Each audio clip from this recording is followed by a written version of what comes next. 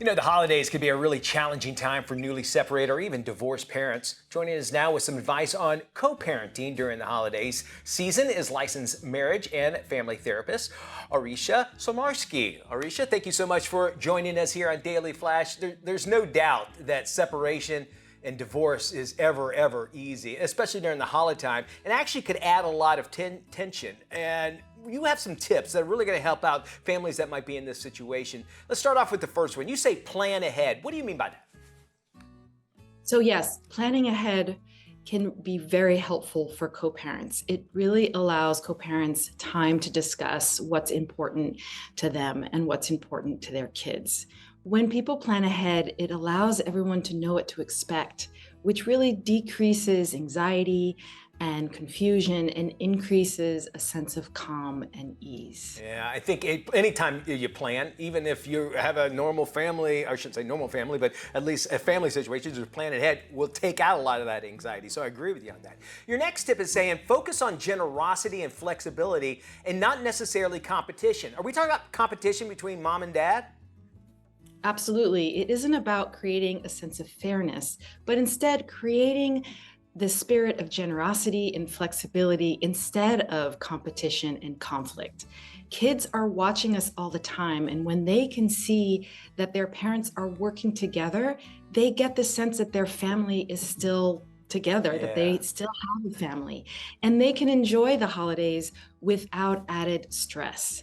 So this is a really perfect time to demonstrate and to model these values to your kids. I think this next tip that you have can pretty much go for any situation when you're in this type of situation. But you say keep this all about the kids. Why is just the kids going to be the main concentration? Right, you want to really focus on the kids. You don't want your kids to feel split in half or to feel guilty or that they have to take care of either of their parents' emotions. Instead, you want to focus on creating positive memories, legacies, and traditions that your kids can take with them into their futures. Because the holidays really, it's about having fun, it's about creating family and positive memories and eating good food and relaxing. So, and kids want to play with their toys. So, focus on the kids and they will have positive memories about the holidays. 100%. You talk about those positive memories, and I imagine if they're a part of it, of making new things, which is your next tip about creating new traditions, I think that they'd probably hold stronger to it. But what kind of traditions are we talking about? So create new traditions. Yes, for some families, and for some co-parents who are not celebrating the holidays on the exact calendar date, it's really important to think about creating new traditions on alternate calendar dates so that your child can still celebrate the holidays in the way that you want to with them. This way you can enhance these positive memories.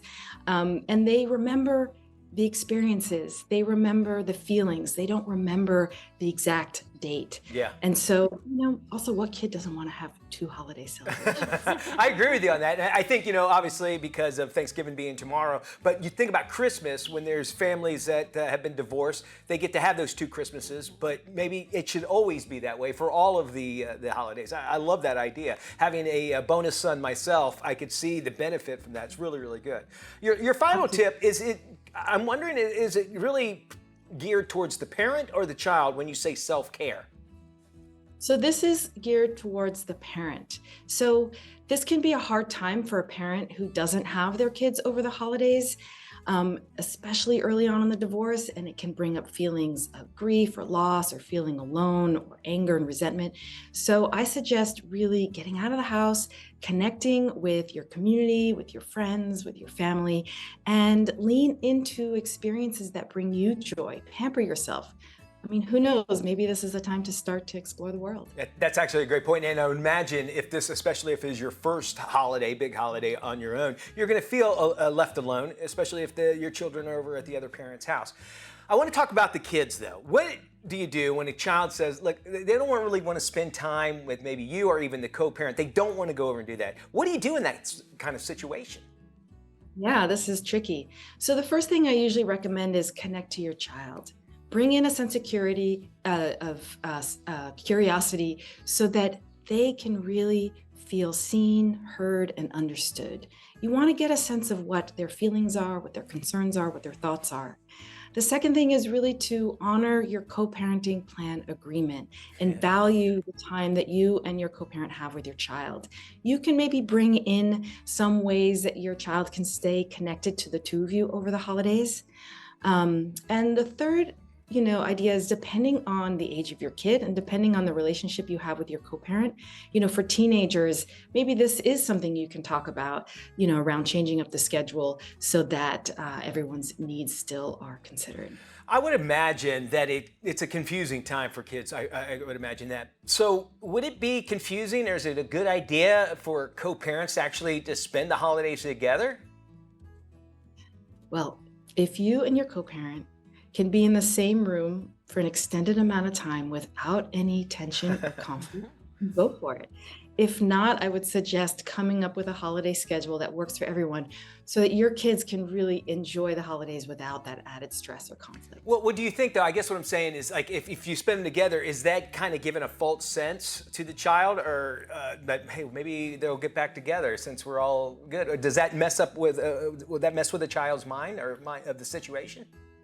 No, I think that for kids, it can really help them feel like we still have a family, and this can be a really positive moment to celebrate the holidays together, but only if the co-parents can operate in a way that there's no tension or Yeah, conflict. good idea. Yeah, I Yeah, love that. but I'm sure you have even more ideas in your book. And if you want at home more information about Aurisha and her book, Cooperative Parenting for Secure Kids, all you have to do is go to her website. It's Aurisha.Smolarski.com. Check it out. Thank you so much for joining us. We have some more Daily Flash waiting for you. Stick around. It comes up right after this.